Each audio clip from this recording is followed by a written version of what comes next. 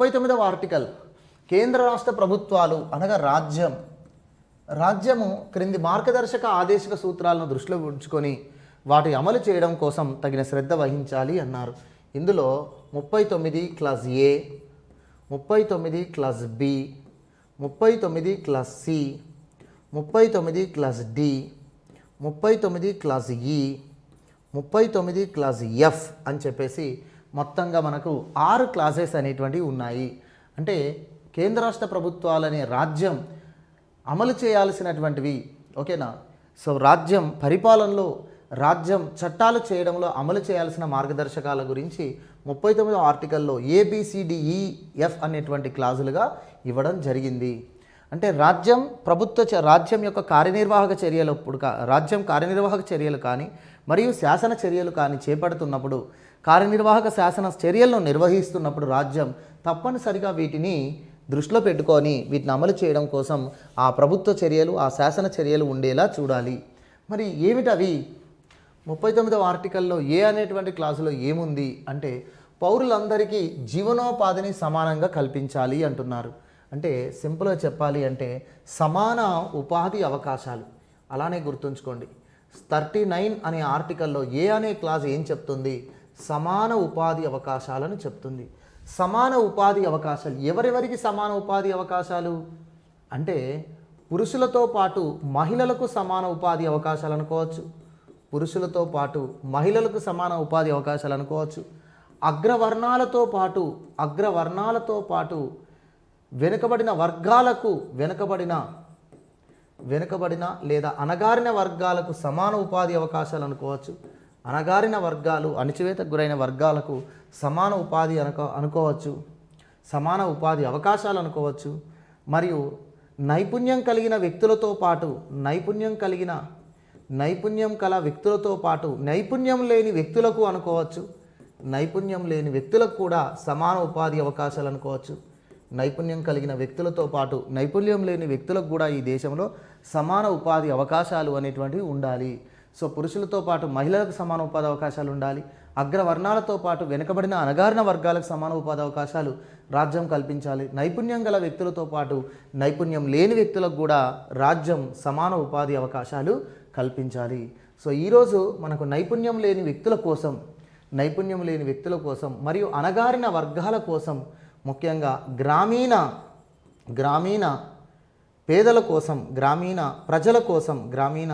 ప్రజల కోసం ఈరోజు అందరికీ సమాన ఉపాధి అవకాశాలు కల్పించాలి అని MGNREGS అనేటువంటి ఒక గొప్ప కార్యక్రమం, MGNREGS అనేటువంటి ఒక గొప్ప కార్యక్రమం మనకు 2006 సంవత్సరం నుంచి ఈ దేశంలో అన్ని జిల్లాలలో, ఈ దేశంలోని అన్ని రాష్ట్రాలు, అన్ని జిల్లాలలో అమలు చేయబడుతుంది. అమలు చేయబడుతుంది. ఇందులో 90% సంబంధించినటువంటి ఫండ్స్ కేంద్రం ఇస్తుంది. 10% అనేది స్టేట్ గవర్నమెంట్ బేర్ చేసుకోవాలి. అంటే MGNREGS ద్వారా చేసేటువంటి పనులు ఏవైతే ఉంటాయో, Mahatma Gandhi national rural employment guarantee scheme ద్వారా ప్రభుత్వం చేసేటువంటి పనులలో కేంద్రం 90% ఖర్చు చేస్తుంది. అందులో అయ్యే ఖర్చులో 10% రాష్ట్రాలు బేర్ చేసుకోవడం అనేటువంటిది ఉంటుంది. ఇవి అందరికీ ఉపాధి అవకాశాలు కల్పించాలి అనే, ఎందుకంటే గ్రామీణ ప్రాంతాలు పట్టణ ప్రాంతాలను పోల్చుకున్నప్పుడు పట్టణ ప్రాంతాలలో ఉపాధి అవకాశాలు ఎక్కువ ఉంటాయి, గ్రామీణ ఉపాధి అవకాశాలు తక్కువ ఉంటాయి. అందుకే గ్రామీణ ప్రాంతాల నుంచి పట్టణాలకు వలస వెళ్తున్నారు. పేదరికం, నిరుద్యోగం అనేటువంటిది పెరిగిపోతుంది. సో కాబట్టి పట్టణ ప్రజలతో పాటు గ్రామీణ ప్రజలకు కూడా సమాన ఉపాధి అవకాశాలు కల్పించాలి అని, గ్రామీణ వలసలో నివారణ జరగాలి అని చెప్పేసి ఎంతో గొప్ప లక్ష్యంతో ఈ MGNREGS వచ్చింది. MGNREGSలో భాగంగా ఈరోజు మనకు NREGS అంటే national rural employment guarantee scheme కింద కల్పించేటువంటి పనులు ఏవైతే ఉంటాయో ఈ పనులలో 50% ఖచ్చితంగా మహిళలే ఉండాలి. 50% ఖచ్చితంగా మహిళలే ఉండాలి. అర్థమవుతుంది? MGNREGS అనేటువంటిది కింద ఎవరికైతే పని కల్పిస్తున్నారో ఆ పని కల్పించేటువంటి, ఆ పనులు పొందేటువంటి వ్యక్తుల్లో 50% ఉమెన్సే ఉండాలి. అంతేకాకుండా షెడ్యూల్డ్ కులాలు, షెడ్యూల్డ్ తెగలకు కూడా సరి అయినటువంటి ప్రాతినిధ్యం ఇవ్వాలి. ముఖ్యంగా నైపుణ్యం లేని వ్యక్తులకు అన్స్కిల్డ్ వర్కర్స్కు, అన్స్కిల్డ్ లేబర్స్కు ఈ ఉపాధి అనేది కల్పించాలి అనే ఉద్దేశంతో ఉపాధి హామీ పథకం అనేటువంటిది రావడం జరిగింది. నెక్స్ట్ కేంద్ర రాష్ట్ర ప్రభుత్వాలు అనగా రాజ్యం సహజ వనరులపై ప్రభుత్వ నియంత్రణను నెలకొల్పి వాటిని సరసమైన ధరలకు జాతీయ సంపదను ప్రజలకు పంపిణీ చేయాలి అనే దాని గురించి చెప్తుంది.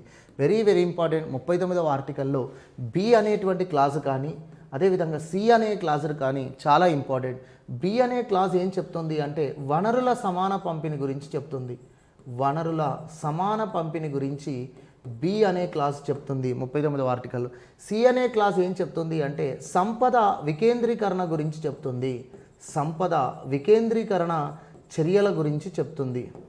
సో వనరుల సమాన పంపిణీ సంపద వికేంద్రీకరణ అనేటువంటి ఈ 39వ ఆర్టికల్లో బి అనే క్లాజును మరియు సి అనే క్లాజునే సమాన పంపిణీ న్యాయ సూత్రము అంటాము.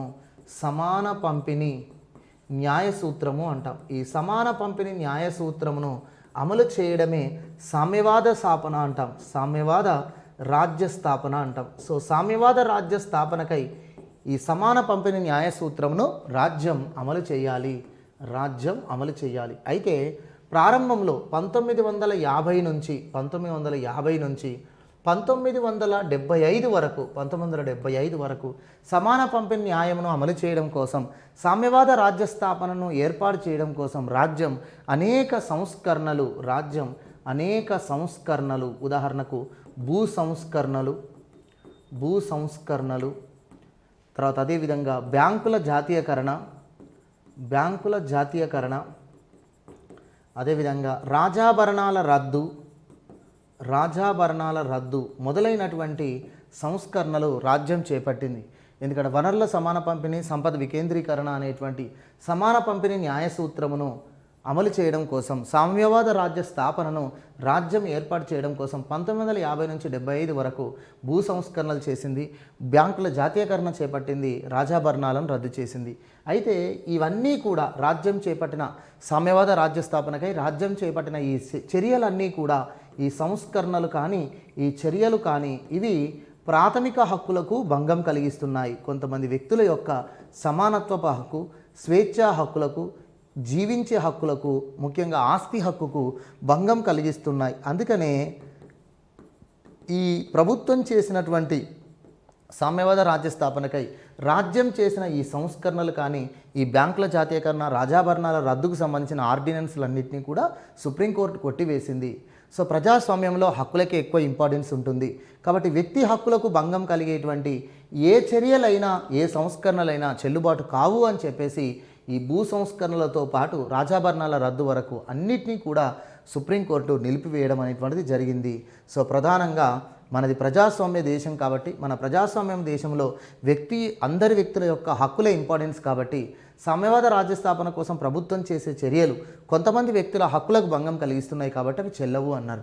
సో అప్పుడు ఏం చేశారు అంటే 1971 సంవత్సరంలో 25వ అమెండ్మెంట్ చేశారు. 25వ రాజ్యాంగ సవరణ చట్టం చేసి వనరుల సమాన పంపిణీ సంపద వికేంద్రీకరణ అనే సమాన పంపిణీ న్యాయ సూత్రమును సమాన పంపిణీ న్యాయ సూత్రమును అమలు చేయడం కోసం సామ్యవాద రాజ్య స్థాపన చేయడం కోసం రాజ్యం చేసే ఏ చట్టాలైనా రాజ్యాంగంలోని 14, 19, 21, 31 ఆర్టికల్కు మినహాయింపు అని చెప్పేసి అన్నారు. అర్థమవుతుందండి. వనరుల సమాన పంపిణీ సంపద వికేంద్రీకరణ అనే సమాన పంపిణీ న్యాయ సూత్రమును అమలు చేయడం కోసం సామ్యవాద రాజ్య స్థాపన కోసం రాజ్యం చేసిన చట్టాలు ఏవైనా కూడా వ్యక్తి యొక్క 14, 19, 21, 31 ఆర్టికల్కు భంగం కలిగిస్తున్నాయని న్యాయస్థానాలు జోక్యం చేసుకోవడానికి వీల్లేదు. మరియు న్యాయస్థానాలు కూడా ఈ చట్టాలను న్యాయ సమీక్ష చేయకూడదు, న్యాయ సమీక్ష చేయడానికి వీల్లేదు అని చెప్పి వీటిని అమలు కోసం చేసే చట్టాల కోసం 31(c) అనేటువంటి ఆర్టికల్ను ఏర్పాటు చేయడం జరిగింది. సో 31 అనే ఆర్టికల్లో సి అనే క్లాస్ ఏం చెప్తుంది అంటే సమాన పంపిణీ న్యాయ సూత్రమును అమలు చేయడం కోసం రాజ్యం చేసే చట్టాలకు రాజ్యాంగ రక్షణ కల్పించడము మరియు 14, 19, 21, 31 ఆర్టికల్ నుంచి మినహాయింపు కల్పించడం కోసమే ఈ రాజ్యాంగ సవరణ అనేది జరిగింది. That is the 25th amendment. So next one 39వ ఆర్టికల్లో డి అనేటువంటి క్లాస్ స్త్రీ పురుషులకు సమాన పనికి సమాన వేతనమును కల్పించాలి. ఎందుకంటే వెట్టి చాకిరి దోపిడీ వ్యవస్థ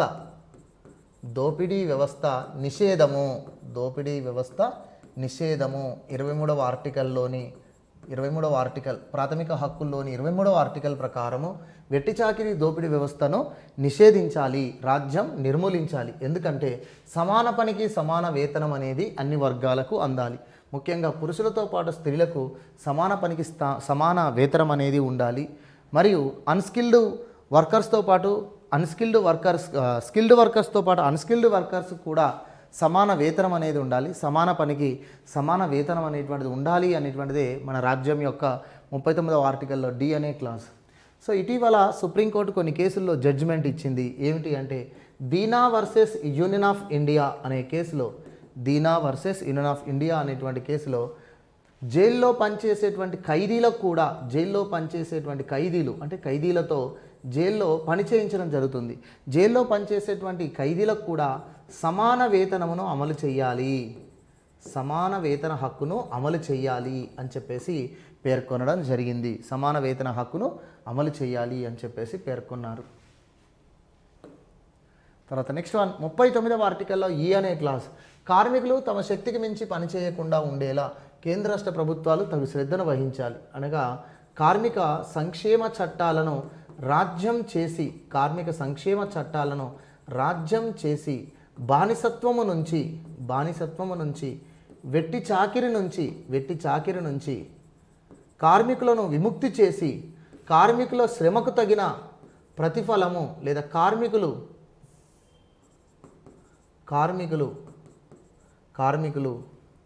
కార్మికులు వారి యొక్క శక్తి మేరకు శ్రమించే విధంగా, శ్రమ చేసే విధంగా, శ్రమదోపిడికి గురి కాకుండా ఉండడం కోసము ఈ ఆర్టికల్ అనేది పేర్కొనబడింది.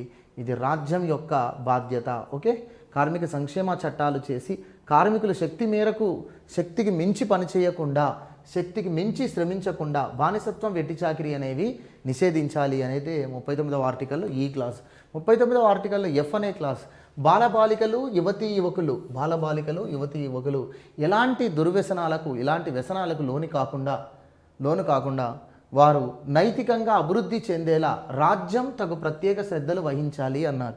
బాలలు యువకులు కార్మికులు ఎలాంటి వ్యసనాలకు గురి కాకుండా ఆరోగ్యంగా, నైతికంగా వారు అభివృద్ధి చెందేలా రాజ్యం తగు చర్యలు చేపట్టాలి అని చెప్పేసి అన్నారు. అయితే ఇదే 39వ ఆర్టికల్లో 1976 సంవత్సరంలో 42వ రాజ్యాంగ సవరణ చట్టము ద్వారా మరొక వాక్యమును రాశారు. సో ఆ వాక్యం ఏంటిదంటే బలహీన వర్గాల పేదలకు పౌష్టికాహారం పొందే హక్కును కల్పించాలి. బలహీన వర్గాల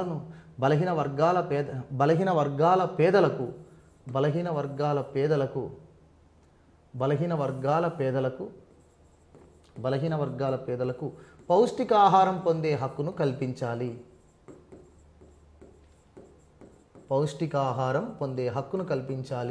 అని చెప్పి 39వ ఆర్టికల్లోని ఎఫ్ అనే క్లాజుకు ఈ వాక్యమును 1976లో 42వ రాజ్యాంగ సవరణ ద్వారా చేర్చారు. అర్థమవుతుందా? బలహీన వర్గాల పేదలకు పౌష్టికాహారం పొందే హక్కును రాజ్యం కల్పించాలి అని చెప్పేసి 39 అనే ఆర్టికల్లో ఎఫ్ అనే క్లాజులో ఈ వాక్యమును యాడ్ చేశారు. అప్పటికే 39వ ఆర్టికల్లో ఎఫ్ క్లాజ్లో బాలలు, యువకులు, కార్మికులు ఎలాంటి వ్యసనాలకు గురి కాకుండా ఆరోగ్యంగా, నైతికంగా జీవించాలి అన్నారు.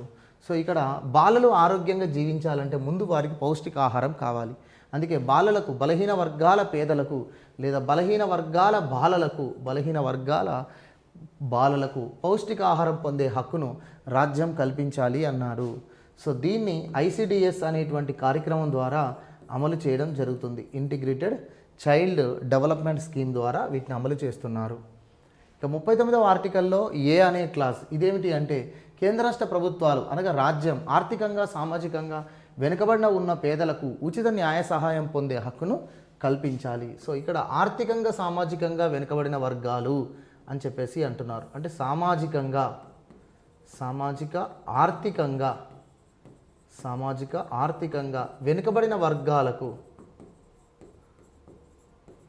వెనుకబడిన వర్గాలకు ఉచిత న్యాయ సహాయం పొందే హక్కును